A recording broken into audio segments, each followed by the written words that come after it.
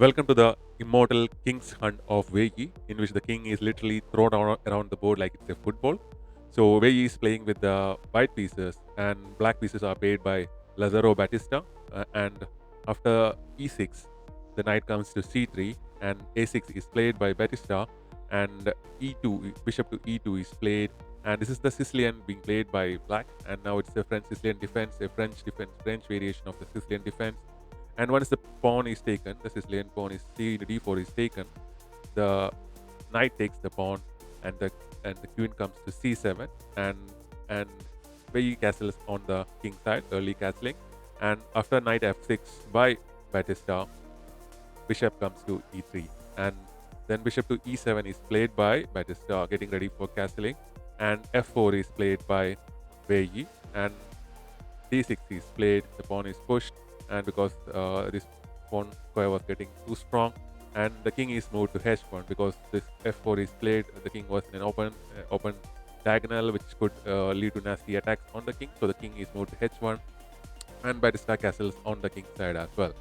So now the queen moves to e1, making use of this open f4 square, getting the queen to the king side, getting ready for the attack. Now the knights get exchanged, and the bishop takes the knight, and b5 is played by Batista, pushing his pawn on the queen side, and the queen goes to g3, getting ready for the attack. Now the bishop comes to b7. This is a very nice bishop. It goes throughout towards the white king, and a3 is played by Wei Yi, trying to counter the influence of the pawn on the queen side, and the rook comes to d8, taking control of the semi-open line, and after that the rook goes to e1. Rook of Wei Yi goes to e1, and rook d7, planning to create a battery with either the rook or with the queen, and bishop goes to d3, and these two bishops in angling towards the diagonals towards the king are very dangerous bishops, and now the queen goes to d8, creating a battery which is covered by the pawn nevertheless, and queen goes to h3, trying to attack this pawn over an x-ray. So once this pawn moves, there's an attack here, and if the knight had to move, there will be a checkmate. So the pawn to g6 move is played to prevent any attacks on the king, immediate attacks, and f5 is played, attacking the pawn, and e5 is played, ignoring the pawn, and after the bishop moves to e3, the rook goes to e8, and now the pawns are getting exchanged, and h into g6 is played, creating this open line towards for the queen, and which actually becomes a mistake. And now knight to d5 is played. Now here onwards is how the game starts, and boom, this sacrifice is how the this king's hunt begins with. And once the king accepts this sacrifice, it just go on a run, as you will see soon enough. After the check is placed, now the king had to go to e6, because if it goes down the board, these pieces prevent, like the check can come from many sides. If it go here like to rook f8, it will be an immediate checkmate like this. So it will be game over immediately. Even bishop to king to f6 is also calling for trouble. So the king moved. I will show you that in the end. King moved to e6. Now after that, the knight is taken back with a check, and the king had to move down the board, because if the king goes anywhere other than that, it will be the immediate checkmate basically. So now the next brilliant move is bishop to e4 check, and if you go back here, like if you go back to e6, it will be uh, it would have been better. I'll show you that later on. Now the king just takes the bishop, and after the queen goes to f7. As you can see, these three squares are taken by the queen and by the bishop, and also by this pawn, and the other squares are covered by the queen. And now there is only one check that will be delivered. The king don't have anywhere else to move because of the pawn structure of black pawns, and if it comes here, it will be checkmate. So the bishop had to go here, creating blocking the queen's path, and after that bishop goes to d2 plus, creating a check, and then the bishop goes back again, creating a check.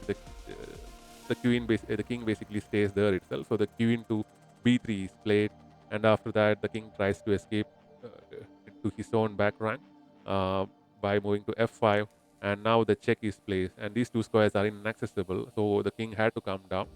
So the king will come down to g4, and after that, this move to d3 is played. Now, black tries to create a counter play by giving a check, and after that, the queen goes to a8, creating a check, and the king moves away from the line of attack. And now the bishop goes to g5, creating an attack on the bishop. But he just ignores that and create an e2 plus check. And after the king goes to h4, there's another check with f2 plus.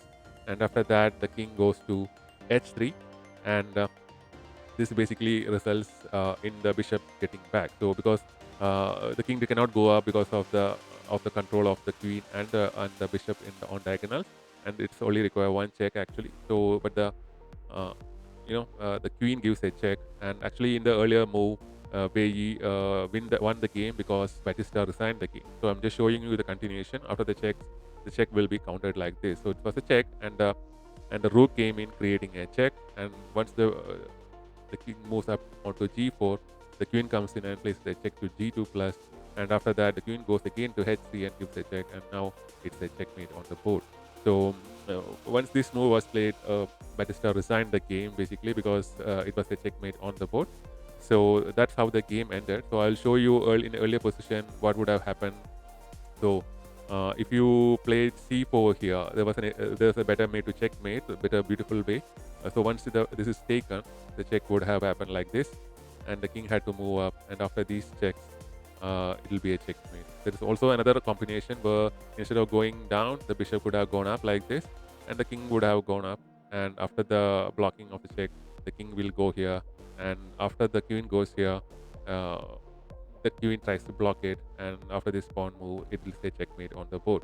So these checkmates are alternative checkmate that could have happened, but they didn't really happen on the game in the game. So now earlier there was actually e6 could have played. Now, so once the check was played, instead of taking the bishop, he could have gone up, and once the queen places the check, you could have just covered like this, and f5 check would have resulted in the game continuing like this. Basically, white still have a massive advantage because of the king is here. You can place the check here. The king can go here. You can take this bishop back, and still white would win the game. But checkmate wouldn't have happened like this. But because of this, we got a beautiful game. So I hope you enjoyed this king's hunt. The king literally went from here to here, here, here, and came down all the way here. And the king basically was all over the board, and all of the pieces are just stuck here because of this pawn and everything. So we'll be back with more such videos. Thanks very much for watching.